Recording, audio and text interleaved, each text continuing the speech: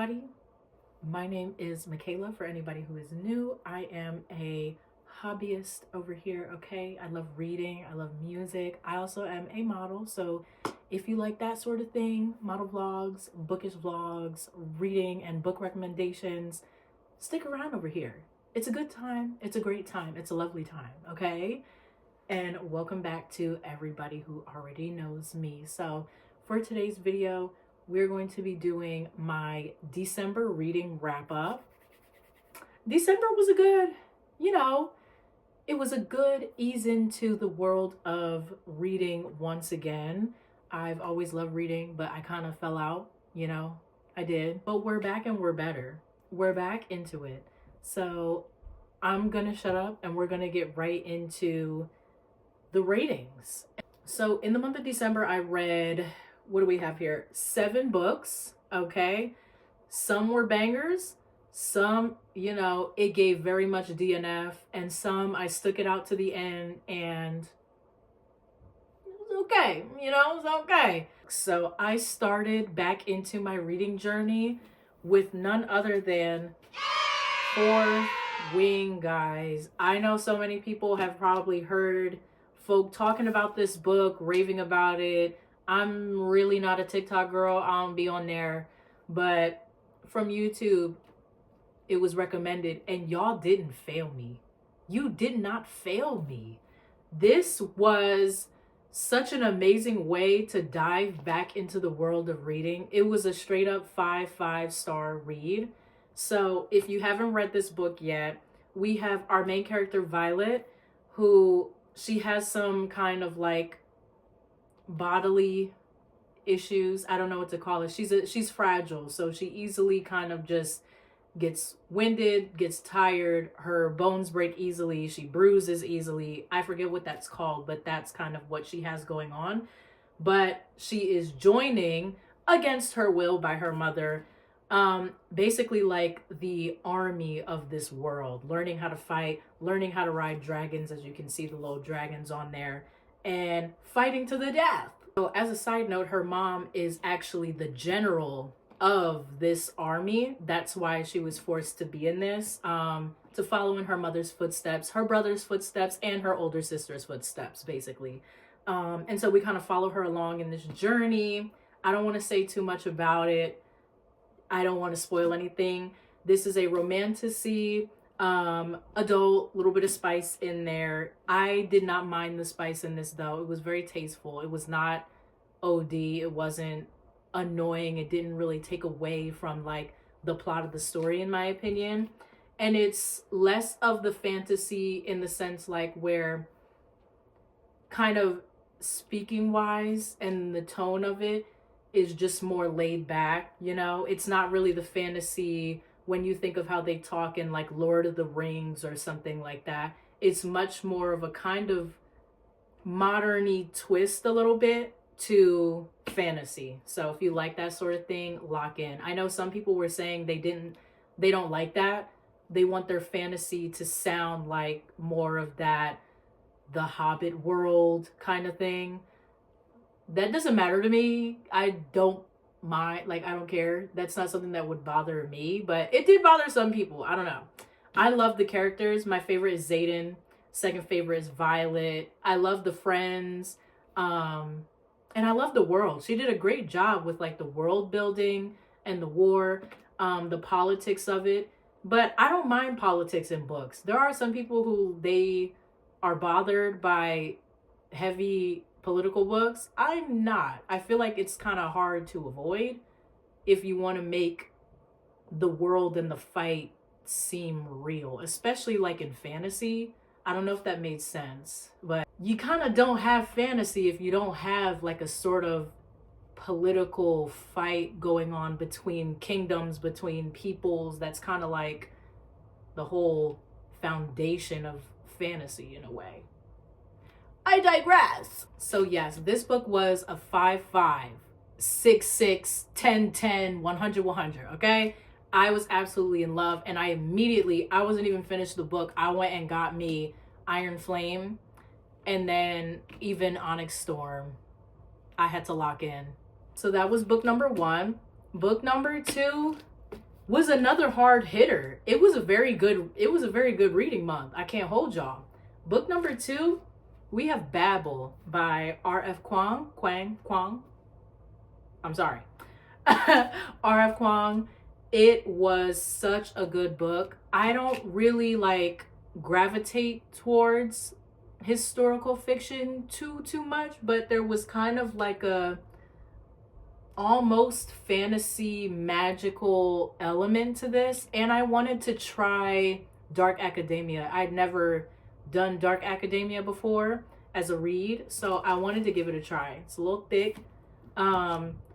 It's a bit slow paced, but I actually didn't mind that at all. The pacing really helped make you sit in the world. Now, I will say one thing that kind of like had me like, I needed a little more. I kind of needed a little bit more of the magic, you know, like it was there, but it wasn't there, you know, like it wasn't there.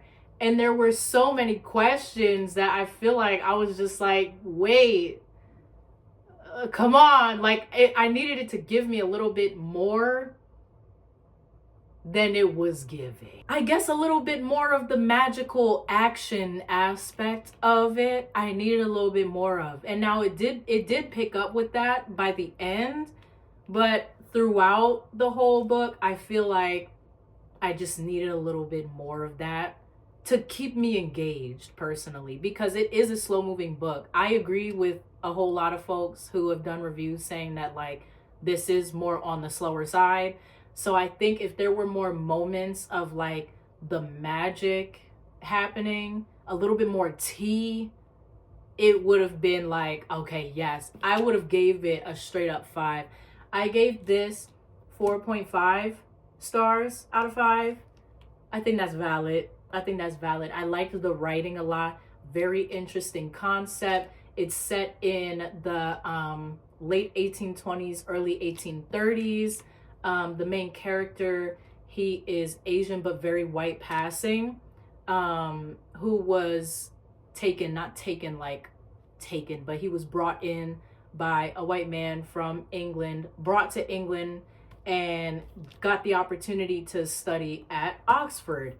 And so this school is where you can learn about language and how you can utilize it into these silver bars, and you put words on there, you carve words into it, sit it on something, and the word that you put there will make it happen. So they would use it like on cars to avoid accidents, on buildings to avoid like fire or collapse, on fishing boats so that they would catch fish every time they go out.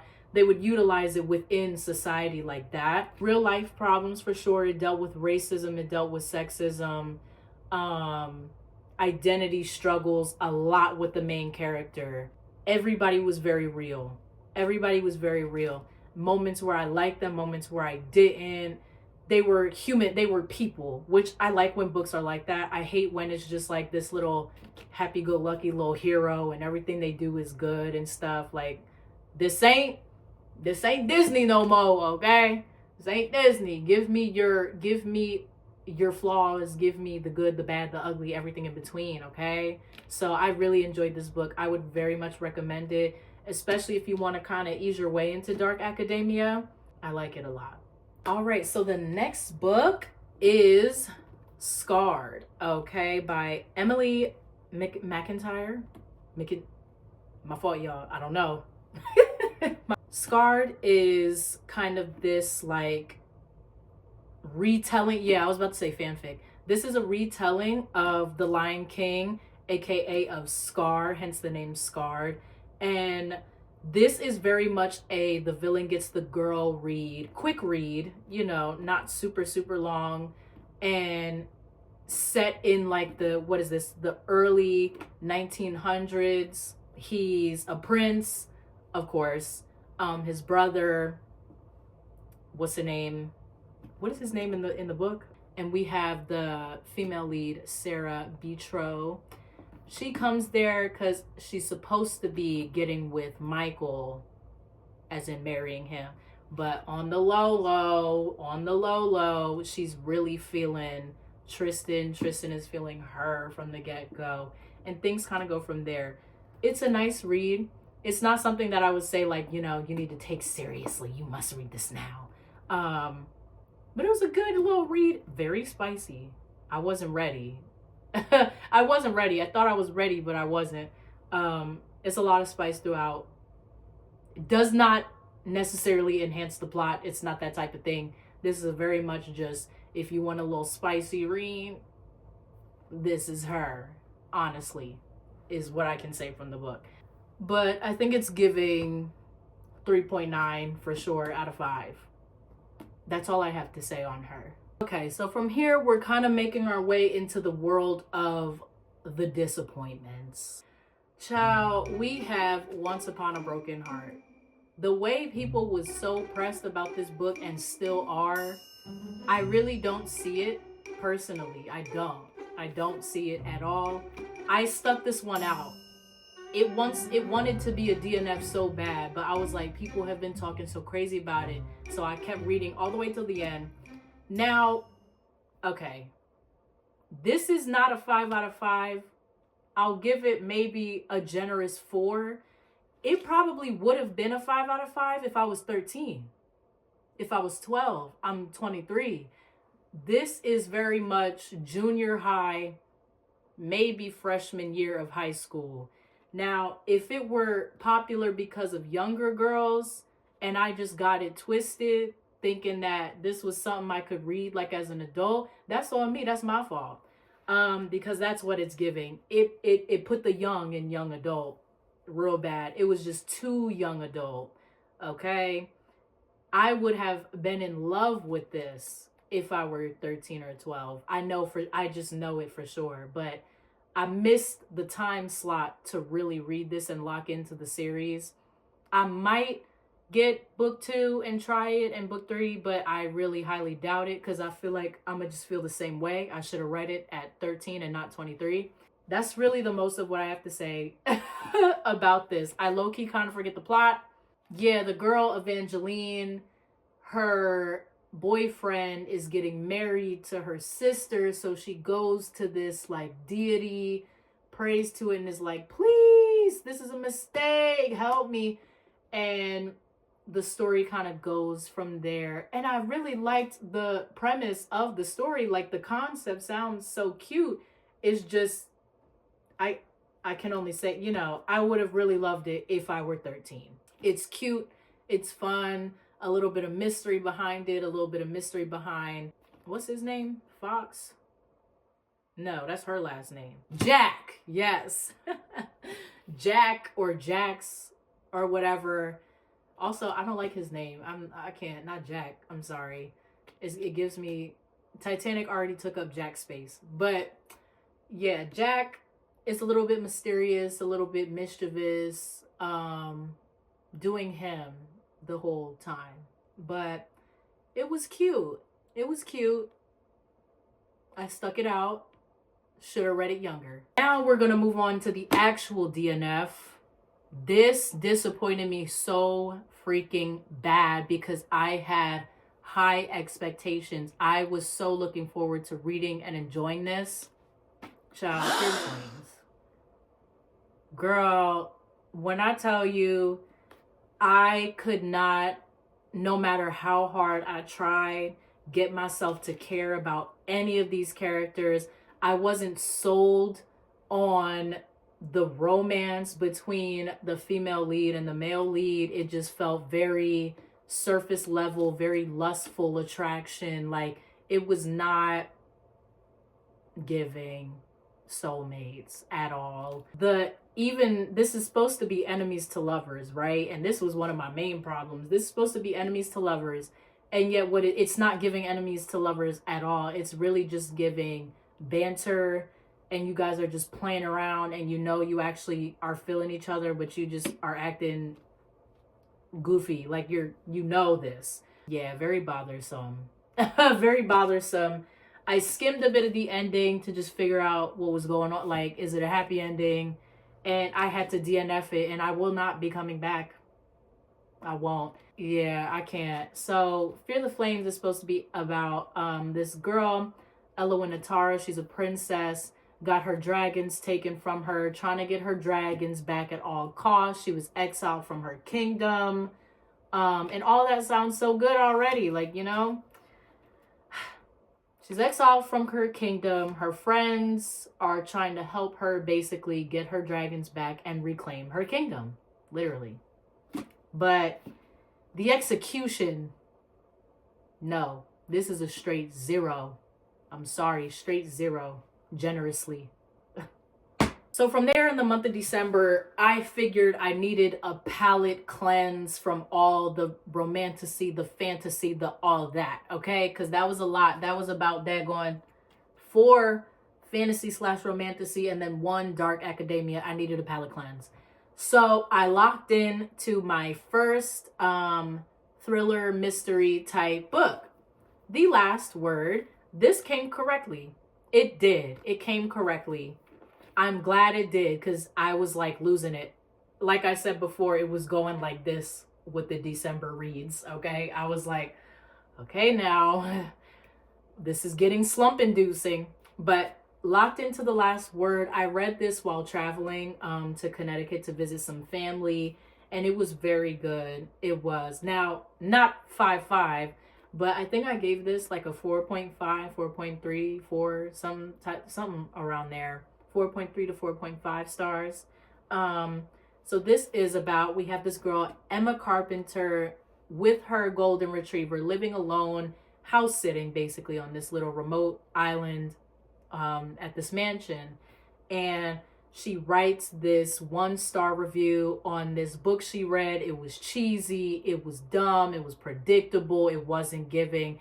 And she ends up getting into this online back and forth with the actual author. And then she starts to believe that the author has broken into the home. So it sounded so interesting. It was interesting. I loved the ending. The plot twists were cute. Now for predictability, some of it, a little bit of it was predictable. But not in a way where it ruined the enjoyment of like the story. I was still able to enjoy it. I was able to lock in, and I liked it. A quick little read. I think it's like what, 300 something. Yeah, like about 380 something pages. So I would recommend this one if you like the sort of mystery thriller type vibe. This was a very good, I think this was a good start into it, because again, like, this is my first time ever diving into thriller mystery type thing in a long time, like since Goosebumps long, okay? Goosebumps long. So it was nice to dive back in, especially a more adult, you know, version of it. Now we are on to our last book of the December reads. We have Iron Flame, honey. Iron Flame, book 2 of Fourth Wing, book 2 of the Empyrean series. Here we go. I promise I can talk, y'all. I promise. So I don't even know what to say. I'm gonna just start with, this was a 5.5. It was just like Fourth Wing. I knew it was going to be. She did not disappoint me. She came correct. Now, some people didn't really enjoy Iron Flame much because they didn't like what was going on between the main love interest, Violet and Xaden. So they're kind of at a rough patch right now with their relationship. I didn't mind it. Because I think it reflects real life. People would be annoyed in real life too. Imagine if it were your friends going back and forth about their relationship, and it's just like, girl, how many times you gonna rant about this boyfriend, girl? Y'all love each other, be together, be happy and shut up. That's what it gave. But I did understand the problems though. I could get down with it. I don't think that it took away from anything. The spice in this also didn't take away. It's not ever raunchy, her writing. I like it. And I like where the plot went too. I was like, oh, this is deep. A lot. She loves to do that crazy plot twist at the end of her books in the series. I'm so excited for Onyx Storm. It literally, did I say it? Yeah, Onyx Storm. It comes out in just a couple weeks now because it's January now. I'm so excited. So I'm not going to say too much about like book 2 in case people haven't read book 1. So I'm like, I don't want to say, I don't want to say anything. I don't want to say anything about this one, but just know it was a 5-5 for me. I loved it. I was eating it up, soaking it up. I'm really loving her writing, and high key at this point, after I read Onyx Storm, I'm gonna lock in to some of her other books because I like her writing. This author, Rebecca Yarros, I might lock into her. She has this book called Variation and a couple others, so I'm gonna see how that goes following this author and her writing journey. Okay, that wraps up my December reads. Just going through it again. Fourth Wing and Babel. I read The Last Word, Scarred, child, Fear the Flames, child, Once Upon a Broken Heart, no, and then Iron Flame. Okay, so majority wise, a